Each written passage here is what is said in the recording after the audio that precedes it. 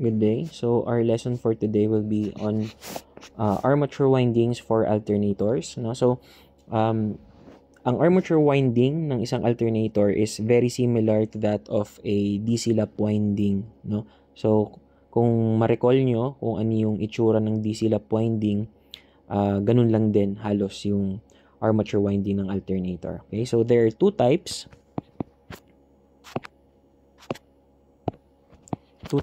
No, of armature winding of an alternator. The first one is the single layer winding,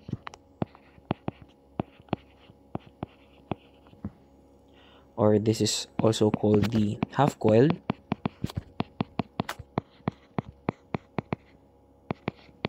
winding. Okay, so sa half-coiled winding or single-layered winding is that you only have one coil per slot, or you have half coil per slot. Okay? Sorry. Oh yeah. Ang itsura niyan, no, if maalala nyo, is something like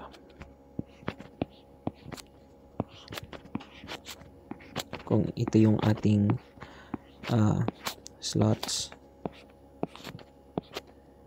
1, 2, 3, sorry ang pangit, 4, 1, 2, 3, 4,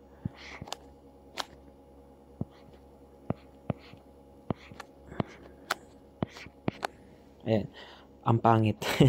Pero we have 1, 2, 3, 4, 5, and 6 slots, ano. So kung maalala nyo yung itsura ng ating coil sa ating mga examples ng mga nakaraan sa EM1 at EM2, ganito. So this is one coil, and alam natin na yung portion nitong coil na to that is actually inducing voltage, or yung kumbaga may kwenta, no, kung maalala nyo, is kung ito yung E, ano, yung induced voltage of this coil, alam natin that this is caused because of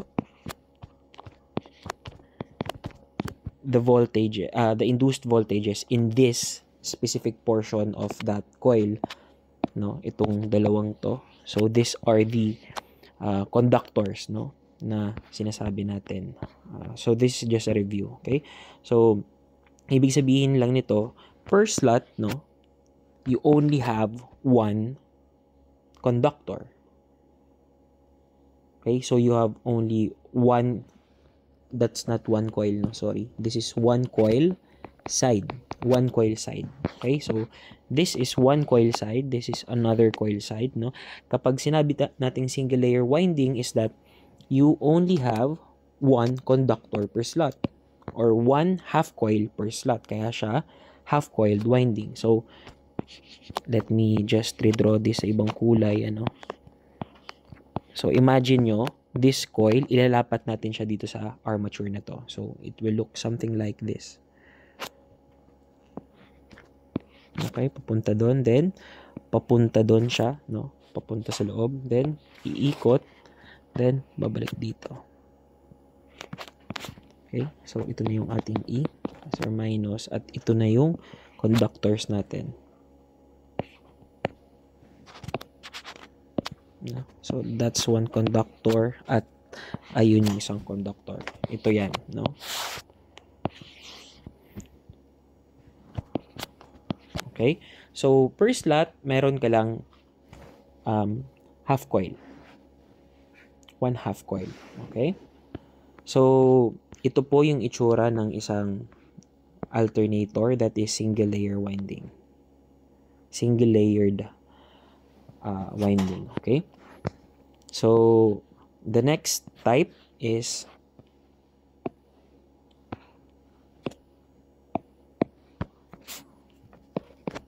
the double layer winding,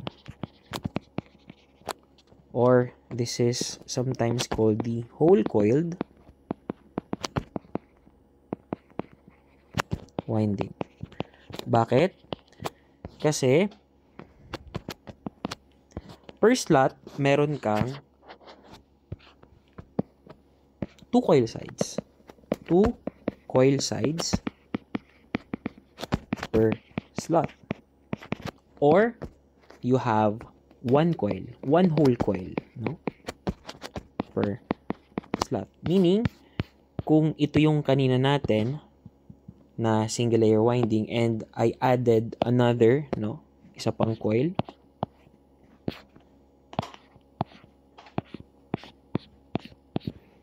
Ito, ipapatong natin siya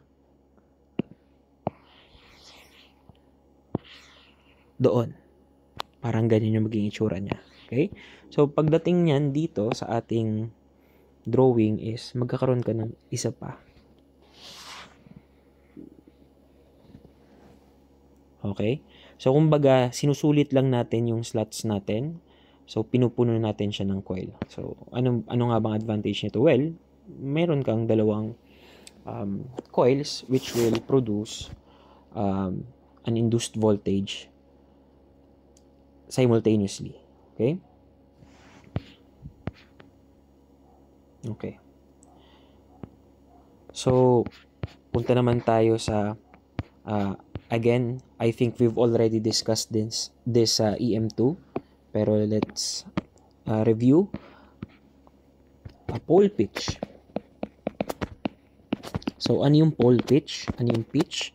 It is the distance, no? So, kapag sinabi natin pole pitch, the distance between the poles. Okay, so usually, we measure this pole pitch in terms of electrical degrees. Okay, and the pole pitch will always be equal to,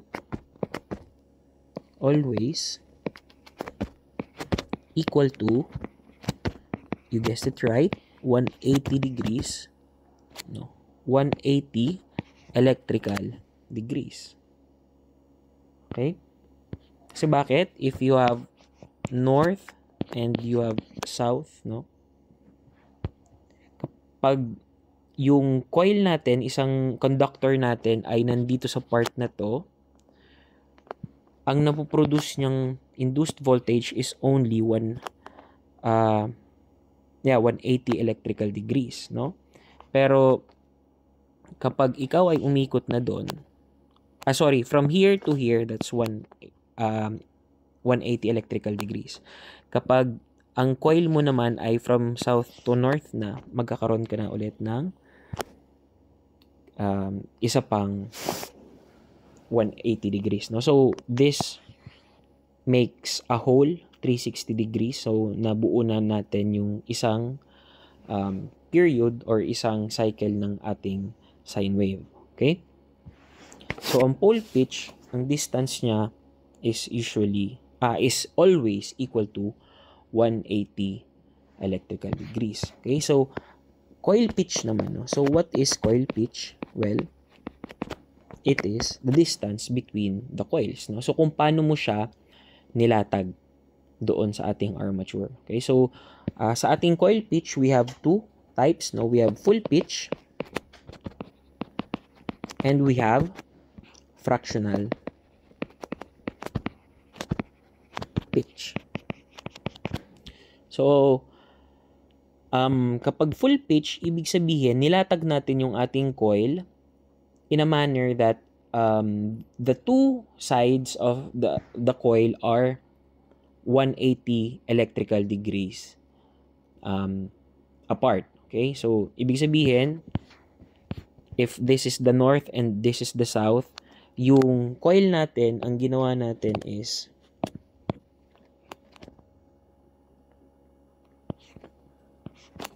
ganyan. Pasensyahan nyo na yung drawing ko, ano. So, yung isang conductor of a coil is in the north pole or north pole, and the other side is in the south pole. Okay? Kasi kung iisipin nyo, pwede naman kasing gawin natin is For example, meron kang 4 na slots. This 1, this 2, this 3, and this is 4. Kung ito pinabalik mo dito agad, no? Kung dyan mo siya nilagay, edi hindi siya full pitch, no? Full pitch lang siya if yung other side is dito mo pinadaan sa South Pole. Okay? So, that's what we call full pitch, and the other is fractional pitch, which is ayun yung sinabi natin ay yung ginawa natin kanina na hindi natin nilagay dun sa South Pole kundi somewhere short, no? Kinulang ka, hindi mo inabot yung south, no? So maybe somewhere here kung meron ka pang isang slot dyan, no? So dyan mo siya pinabalik. So that is your fractional pitch. Okay, so the distance, let's define the distance between coil sides is equal to 180 degrees. Dito, distance between coil sides is less than 180 degrees. Okay? Okay, so let's look at a illustration, no? Ito yung illustration ng ating full pitch at fractional pitch. Okay?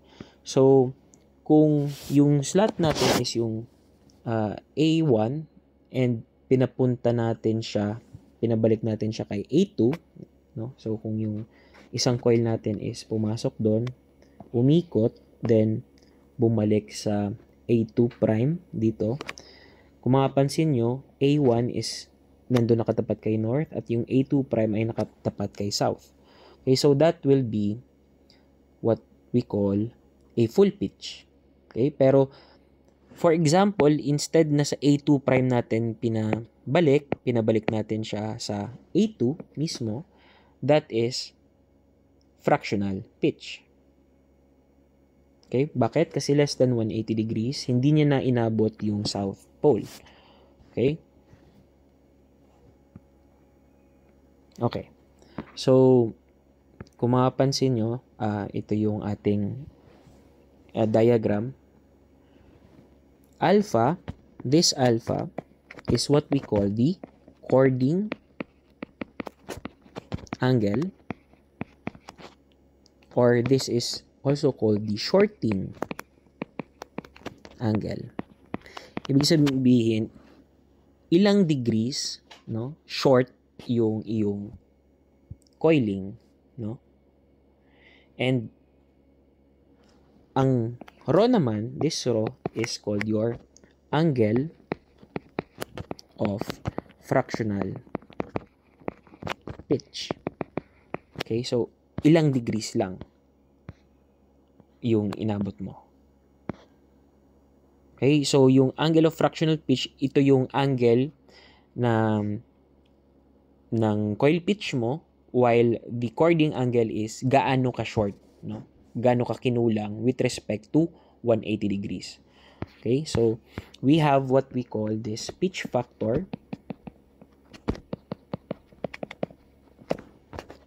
Symbol niya is K sub P. This is the ratio between the generated voltage. Sulat natin. Ratio between generated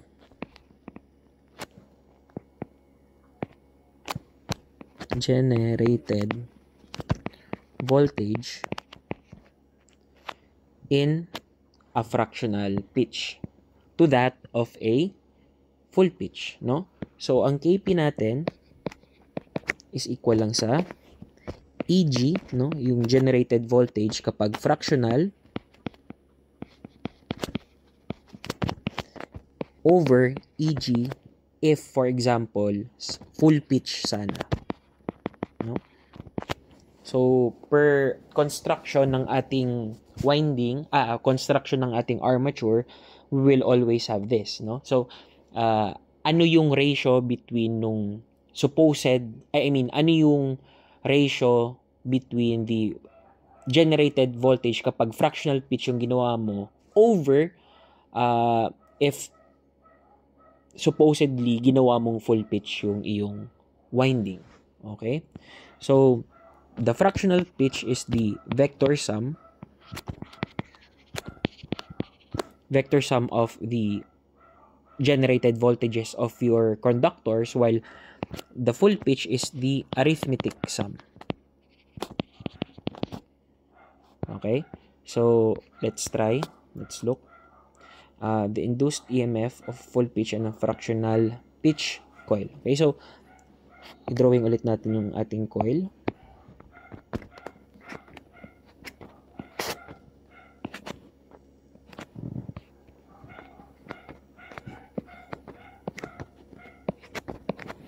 So, ang tinatanong, what is this? No? Plus or minus? Ano yung value ng E na yan? Ng generated voltage? Well, we know that we have a generated voltage dito sa conductor 1 at meron din tayo dito sa conductor 2, E1 and E2. Okay? So, ito pong example ay full pitch. Okay? For example, this full pitch. Okay? So, the angle between these two conductors or these two coil sides is 180 degrees. Electrical. Okay? Full pitch po ito. Full pitch. So, yung E natin here is equal lang sa, well, if you do KVL dito sa loop na to, you'll just have 2E. No? Kasi, assuming that E1 is equal to E2, no? That is E1 plus E2. Assuming E1 is equal to E2. Okay, so that's just 2E. Okay, so paano naman ang itsura kapag siya ay fractional pitch? So,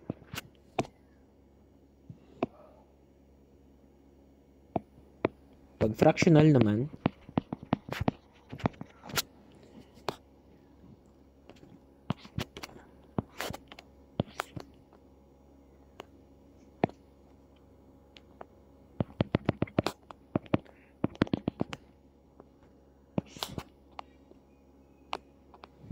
so, kumbaga, ito yung supposed na 180 degrees, no? Between the two coil sides. Pero, hindi mo nga naabot yun eh. You were short by a certain angle. Okay? So, dito ka lang pumunta.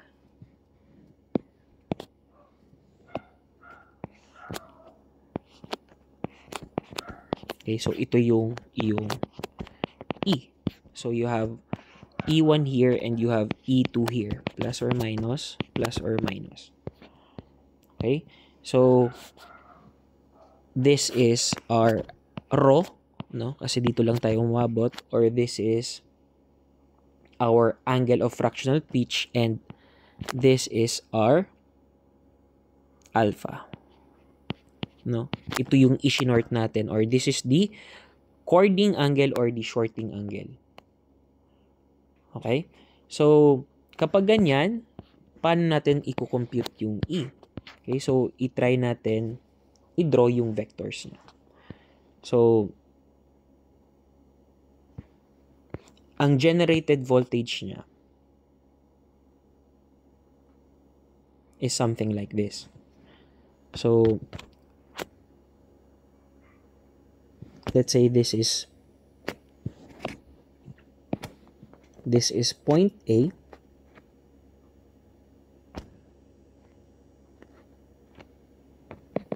This point B. And this point C, no? So, ang napoproduce niya or ang nai-induce niyong voltage is something like this. This is my E1. Supposedly, kung siya ay full pitch from E1, dapat ganito siya. Ito yung E2. And this will be your E, no? Supposedly. But, the problem is, nag-short ka na eh. Okay, so, ang mangyayari is, instead na yun yung E2, same pa rin naman yung napoproduce niya, no? Same pa rin yung magnitude niya, pero meron ka ng angle. The magnitude is the same, pero nag-iba yung kanyang direction. Okay? And this is your shorting angle. No? So, this is my E2. Okay? And if you get the vector sum, pahaba natin. This is my E. Okay? So, ayan. And, paano natin kukunin yung E? So, pwede tayo, ang gawin natin is, if this is alpha, let's try to compute, If that is alpha, this will be 180 minus alpha. Okay, if this is 180 minus alpha, equal lang naman yung magnitude ni E1 at ni E2. Let me erase this. Same lang yung magnitude ni E1 at ni E2. Therefore, this angle is just the same sa angle na to. So, if this is 180, and alam natin that the internal angle of a triangle is 180 degrees, and itong nasa gitna, yung pinakamalaking angle is 180 minus alpha, 180 minus alpha, then therefore, we can say that the sum of the two small angles is alpha. So, since equal sila, we can say that these two angles are alpha over 2 and this is alpha over 2 also. Okay? Okay, so paano natin i-compute si E? Pwede natin hatiin, no? Gawa tayo ng right triangles, no? So, kukunin lang natin tong sides na to, 1 and 2. At sama lang natin siya and to get E. So, E will be equal to hypotenuse, cos na lang, no? E1 cos alpha over 2. Okay, so ito yan, guys, no? This is equal to yan, yung side na yan. Okay? Plus, this side is E2, same lang. Cos, since same lang yung angle, cos alpha over 2. Okay?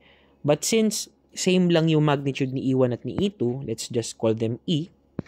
Pwede natin siyang ipagsama into 2E cosine alpha over 2. Okay? So, this is the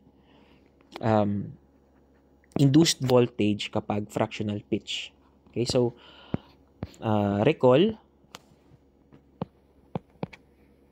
that our Kp is equal to Eg kapag full pitch and Eg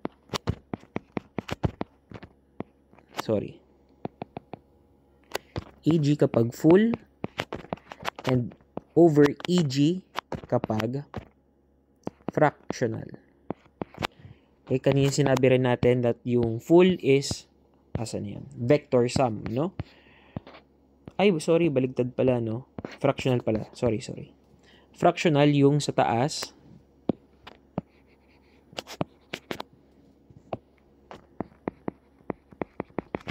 Dito full. Sinabi natin kanina that yung sa numerator, yung fractional is the vector sum. Okay, so, yeah. This is the vector sum.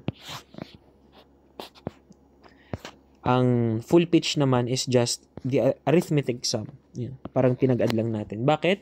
Kasi, align sila eh. Kumbaga, hindi mo na kailangan i-consider ang angle. Kumbaga, ito lang yung itsura niya. Kanina. This is E. Ano ba yan? This is E1 and this is E2. So, ito is si big E. Diba? So, arithmetic sum lang. I-add mo lang yung dalawa. Yung sa kabila naman, you'll have to do vector addition pa because may involved ng angles. Okay, so, let's substitute yung mga nakuha natin. Una ito. Yan lang. Kopya lang natin. 2E cos alpha over 2 over, kapag full pitch, ang nakuha natin is 2E. Okay, so, yung Kp magka-cancel si 2e is just equal to your cosine ng alpha over 2. Okay? So, if you were to consider, no, dito kasi ang kinonsider natin is itong side na to. Kapag sine naman yung kinuha natin, and you do the calculations, ang kalalabasan lang nito is that this is also equal to sine ng rho over 2. Okay? So, i-try nyo, i-solve, no? Kung totoo ba to, or i-try nyo i-prove sa sarili nyo. Pero ibibigay ko na sa inyo that these are just the same. Kp is equal to the cosine of the chording angle over 2, or it is also equal to the sine of alpha over 2. Okay? Ayan. So, this is one very important equation. Gagamitin yan, baka lumabas yan sa board exam, ano? Okay. So, hanggang dito muna kasi 26 minutes na yung video. The next lesson or next video natin will be about distribution factor or KD naman. Okay?